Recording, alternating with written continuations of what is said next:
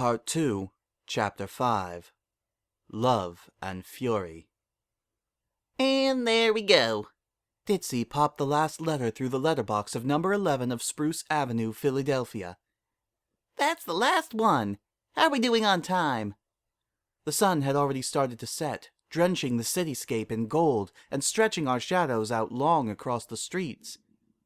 5 minutes to 6. 4.5 minutes to be precise. One of the advantages of being responsible for the sunrise and sunset was that I always knew the exact time. Oh no! Ditzy fluttered her wings in panic. How far are we from Ponyville? I have to get home to Dinky! Well, we're several hundred miles from Ponyville. I'm probably responsible for her lateness in more ways than one. I must have stopped her on her route a dozen or more times so I could tease individuals along the way. Oh no, no. Ditzy trotted several small frantic circles around me. What am I gonna do? Dinky's gonna be so mad. Do you think you could stop the sun from setting? Maybe Dinky won't notice how late it is if the sun doesn't set. I could, but the results would be disastrous.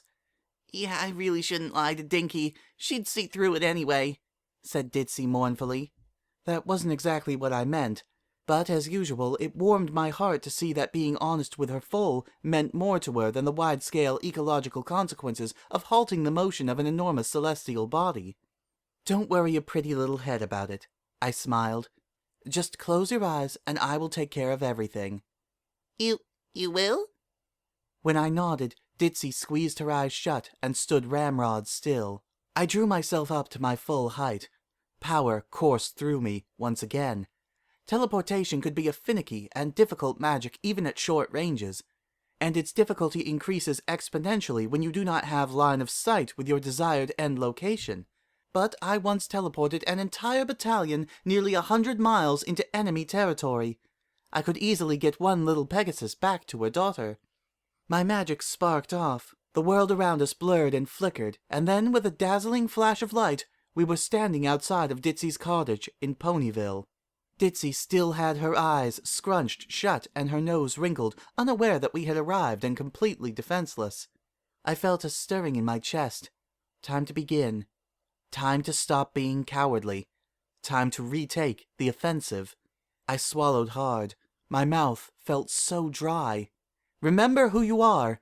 I am Princess Celestia, Dawnbringer, heir to the throne of heaven.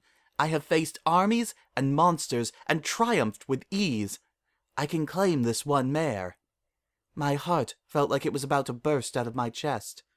I leaned closer to her, our lips mere inches apart. Do I dare? No, not yet. I pressed my lips to her forehead, kissing her as gently as a butterfly alighting on a leaf, but letting my lips linger just a little longer than might have been considered platonic, giving her the tiniest taste of my warmth before withdrawing. Ditzy had opened her eyes now and was blushing. She touched the spot where I kissed her with one hoof, her ears flat against her head. Just a thank you for a wonderful day. Now go on, Dinky's waiting. We will see each other again soon.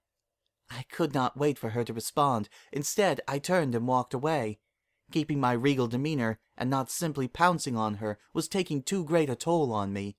There have been knights who have fought and died for what you just received, but I have so much more I wish to offer you. If only I could find the courage.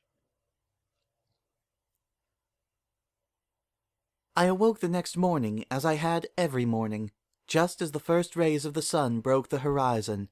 I yawned and stretched. Yesterday had been truly special. At least it had been until I had returned to the castle to find all the work that had piled up in my absence. Thankfully, a good portion of the paperwork on my desk had turned out to be nothing more than letters from Blue Blood complaining about, oh, who knows what. I didn't dignify him with my attention any more. Your Majesty, may I come in? Yes, by all means. Raven nervously entered the room. She had a carefully folded newspaper telekinetically hovering next to her.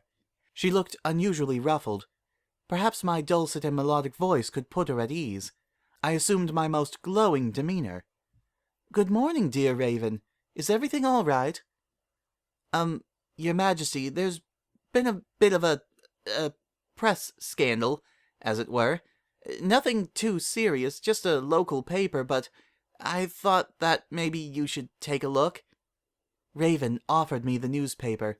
It trembled in the air due to her shaky nerves. I took it from her and opened it up. Full free press. Never heard of it.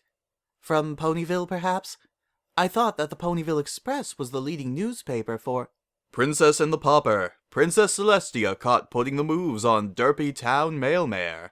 Gabby Gums snooped the scoop of the century this week when she spotted the princess of all of Equestria kissing our town's clumsiest pony, pictured above. Sources close to DitzyDo say the two are spending an unusually large amount of time together. Could the princess really have fallen for such an enormous klutz? Read more on page 6 and find out how... I didn't read any more. I couldn't. The newspaper had burst into flame.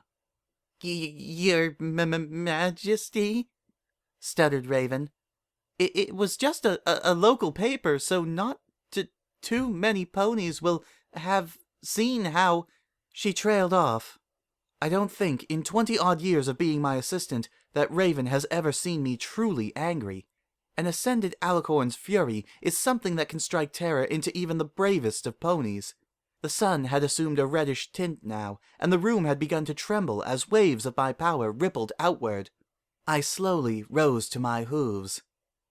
"They dare," I hissed. As waves of heat wafted off my body, Raven beat a hasty retreat, cowering in the doorway as I rose and stepped out of bed, my hooves leaving scorch marks on the carpet. The glass of water on my bedside table had started to boil. "They dare!" The glass burst into pieces. It would have soaked the carpet if the water had not evaporated mid-air. Who is this Gabby Gums? We don't know. It's a pseudonym. There's no pony by that name on the records that we... Then who is responsible? I boomed. Your Majesty, Give me a name! My voice, at full volume, could reduce even Luna's to a whimper by comparison. Raven had to crouch low by the door and hunker down in order to not be blown backwards. Diamond Tiara is the editor. She might have been the one who okayed this as a front-page article, she squeaked, her voice almost swallowed by the rising winds that swept up around me. I have been too lenient as of late. My horn burned as brightly as the sun, filling the bedroom with its glare. Too desperate to be liked, too unwilling to be strict. And now they have forgotten who I am, forgotten why they owe their allegiance to me. They would mock my beloved openly? Derpy, is that what they call her? This is unacceptable. Unacceptable! Every stained glass window in the room shattered at that punctuating my cry. I am the Creator's will made manifest. It was my sacrifices that dragged us from an age of carnage and bloodshed to an age of peace and tranquility. It was my light that guided them through the darkness. They may say what they wish about me, but I shall not let them mock those that I deem worthy of my affection. I shall make an example of this Diamond Tiara, a warning to all who forget their place. I leapt from the now open window, swooping down and soaring on wings of fire out across the open plains towards Ponyville. Nothing can stop me. Nothing alive can withstand my wrath. Diamond Tiara, whoever you may be, I am coming for you.